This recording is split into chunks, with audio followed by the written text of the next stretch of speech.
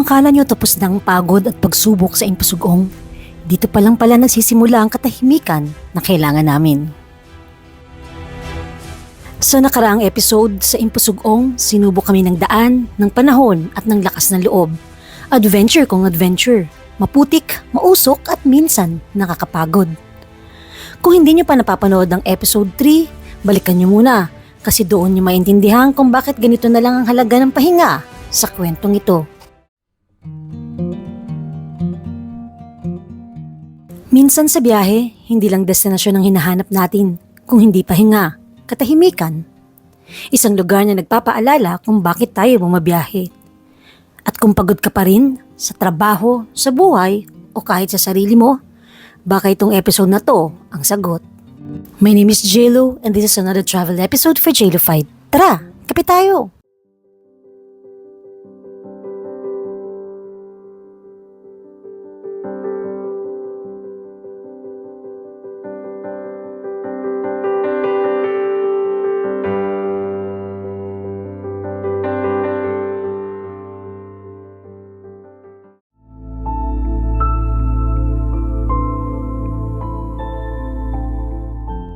Sa Malaybalay, mararamdaman mo agad ang katahimikan. Sa Monastery of Transfiguration, parang bumabagal ang oras. Walang ingay, tanging hangin, dasal at paghinga. Today is day 3 of our travel. Punta dito tayo sa monastery.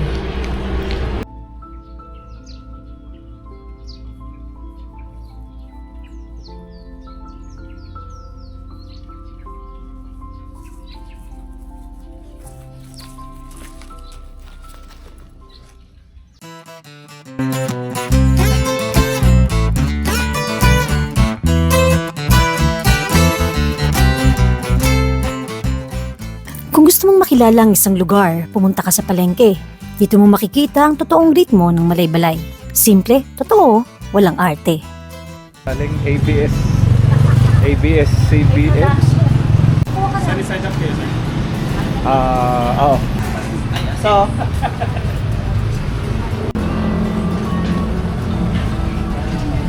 Wait, mamaya. Guys, magluluto tayo. With our head chef, Ewan Kusam. Sama kang private chef. Yeah.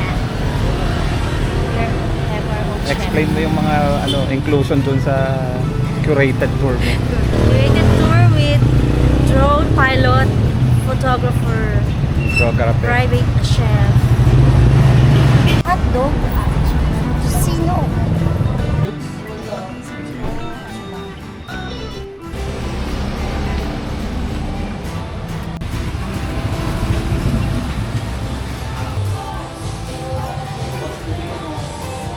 In order. So we are here at Malaybalay, Chunbeli. Papaitan. Papaitan is beef ba? Kambing.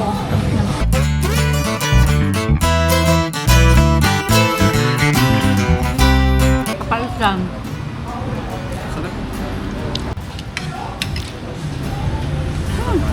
Hindi siya malangsa.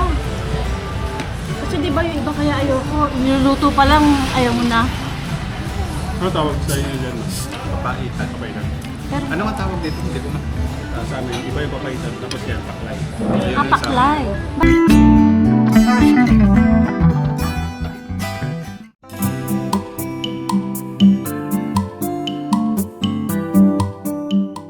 Bukidnon is coffee country at ito sa Coffee Wagon, simple pero may kwento. Kapag uminom ka ng kape rito, hindi ka nagmamadali. Pinapaalala sa'yo na okay lang huminto, sandali.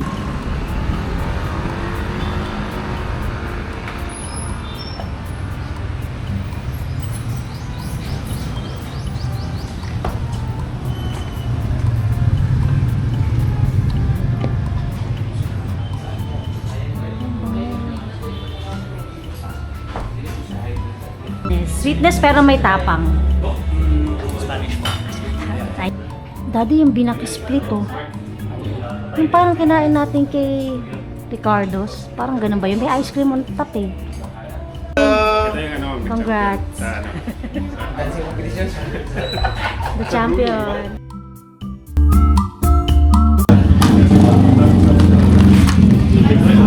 Oh, amoy na amoy po yung kape.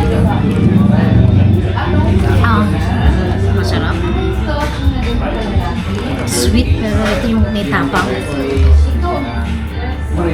Hindi, isa siya. Ang dami nga. 160 lang.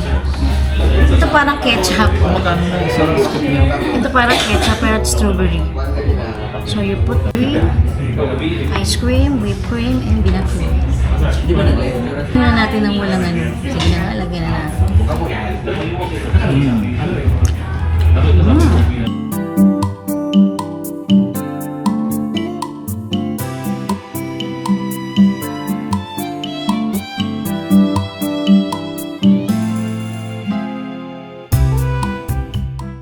So, kailangan natin mag-transfer ng another 4x4 packet dun sa ating accommodation.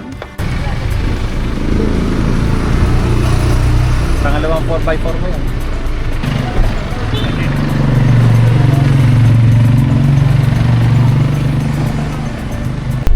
Let's go.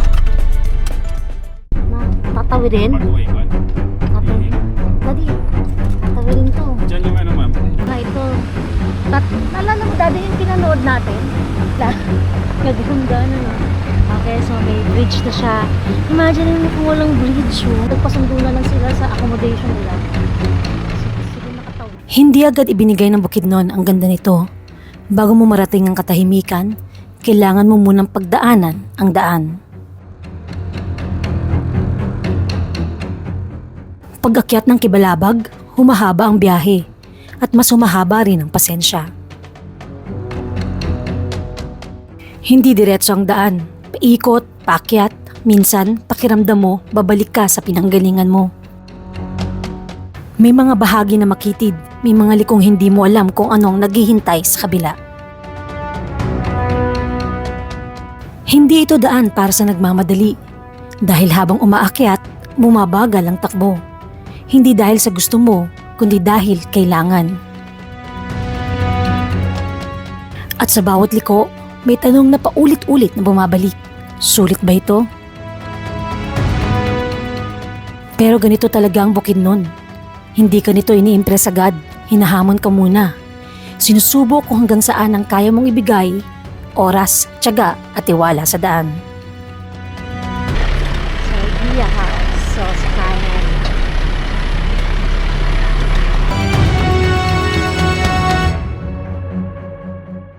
At sa dulo ng mahaba at paikot na daan, may isang lugar na hindi ka sasalubungin ng ingay, kundi ng katahimikan na parang yakap.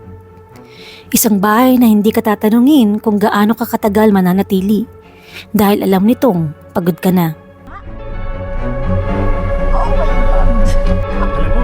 Alam mo, Iho natin yung mantika.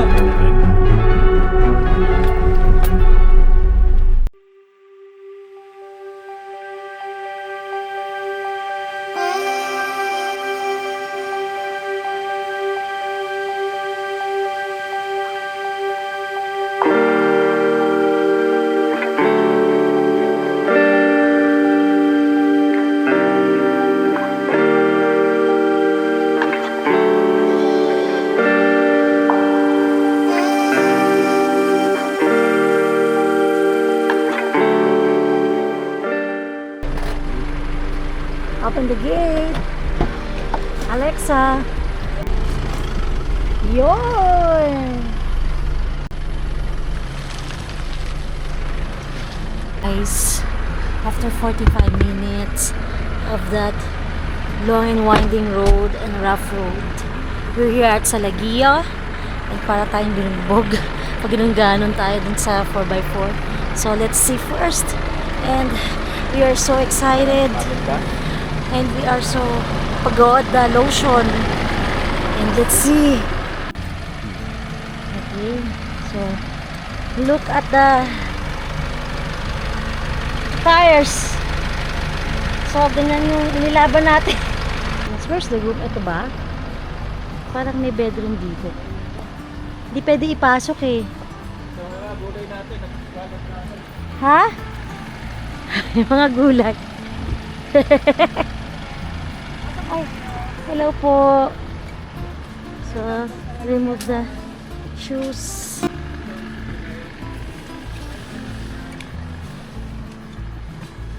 Wow!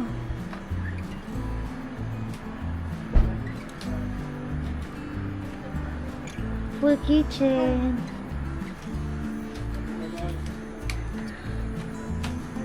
Ay, ganda.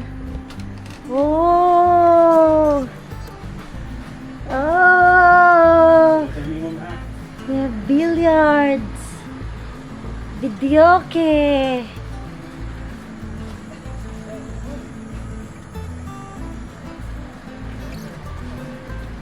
Ganda ng swimming pool. Oh! Wow! Yay! Wow! Hindi ko alam kung saan ako titingin. Oh my God. Ang ganda ng Pilipinas.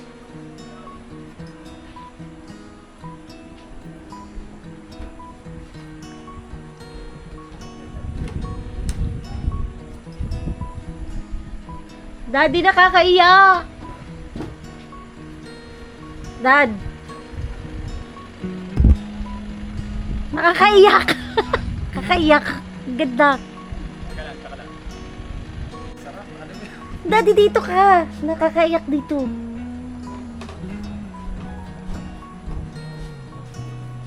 Ah!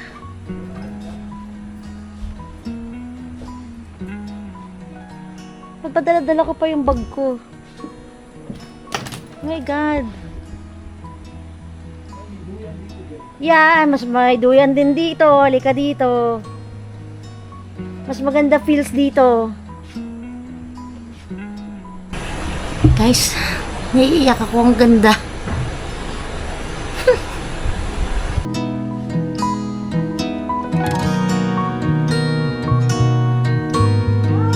So, all of these, rent natin yung buong lugar. Yan, the buong bahay. Actually, lahat na nakikita nyo. OMG. This is really cool. Ganda! Naiyak ako. Ano? Ang ganda. Di pa maakit si Mark, ha?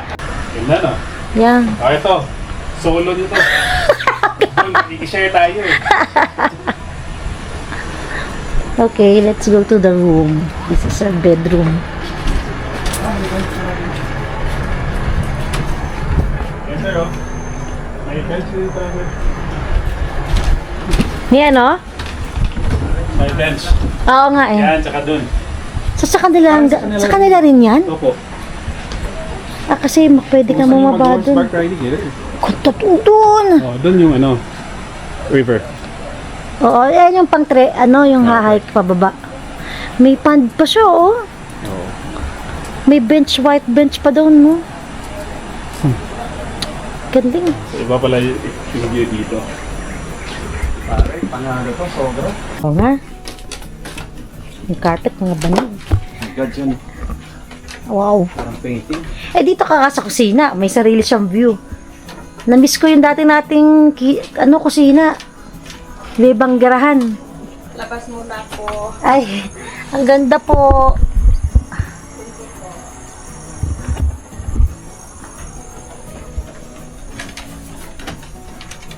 Ah. Mabuti hindi tayo bumili. May pang hugas na pala.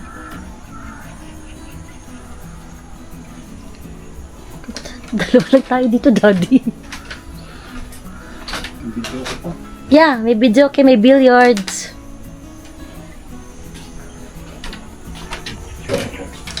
And let's see the CR. Toilet.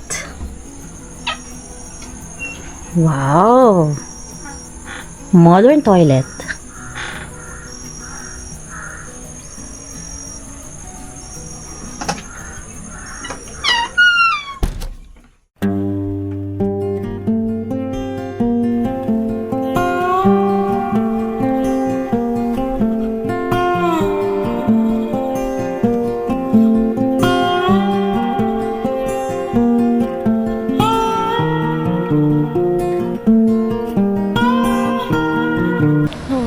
Sobrang ganda dito. Bukas na umaga, bababain natin yung river.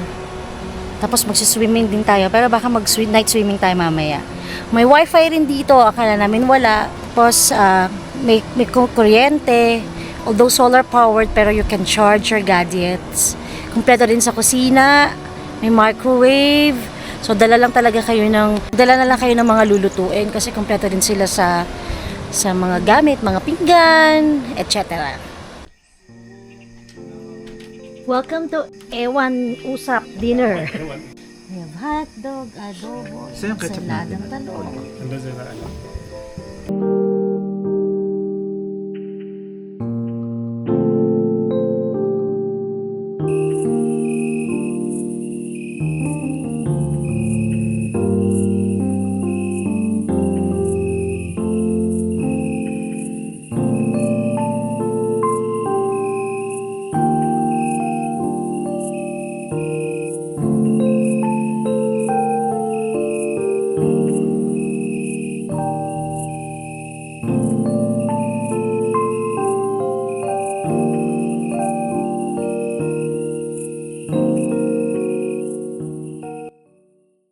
Morning, my friendship. Time check, 5:30 a.m.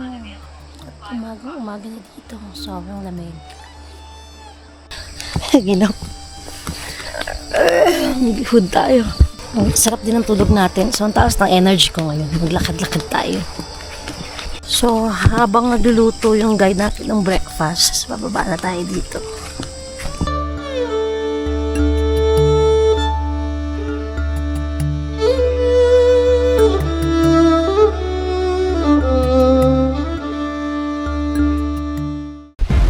May tao. May bata.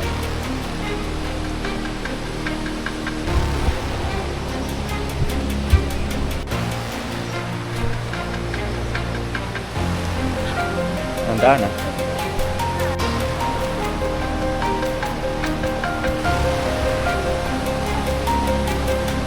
Baka sa taas tayo. Eh, baba. Mamahiwa ko.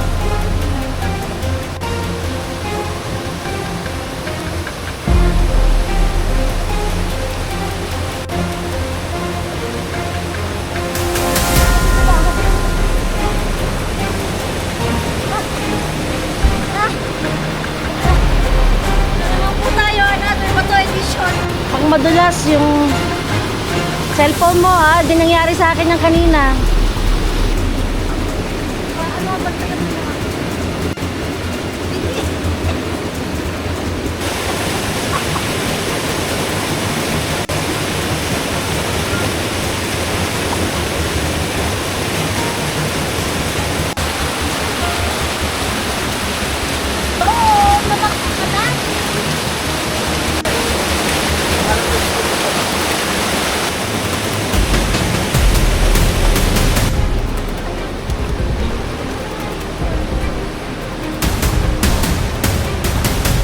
Dito malalim.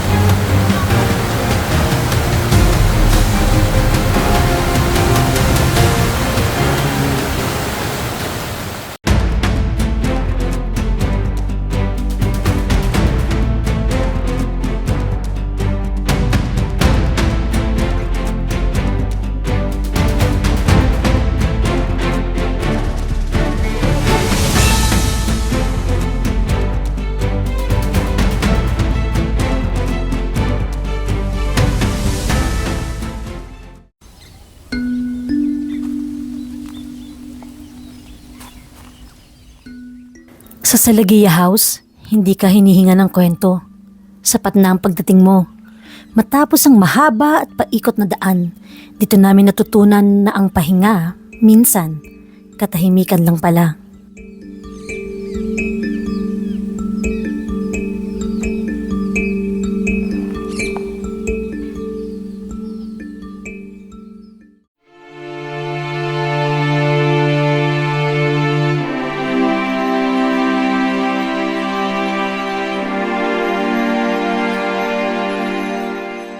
At sa Misty Mountain Heaven, tinapos namin ang araw na walang hinahabol, kundi sarili. Ganito palang pakiramdam ng sapat.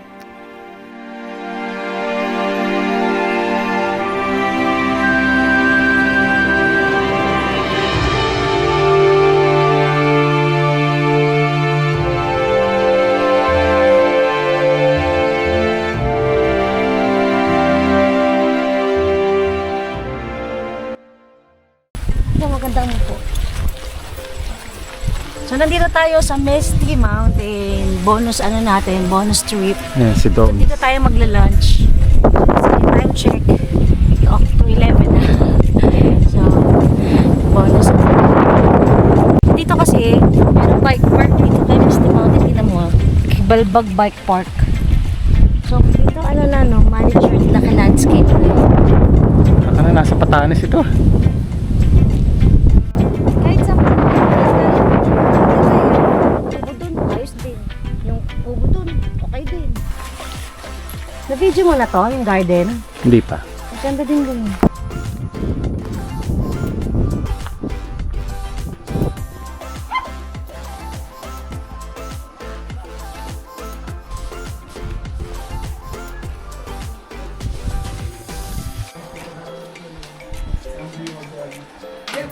I forgot Misty.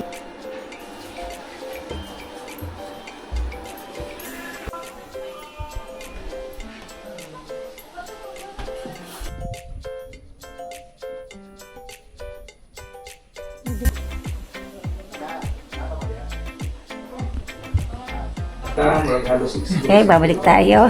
For another XD. Fried salmon belly. Ang dami rin. Beef Shanghai. Pero 2 orders to, daddy. 85 pesos lang to isang order eh. And we have fried chicken wings. Fight.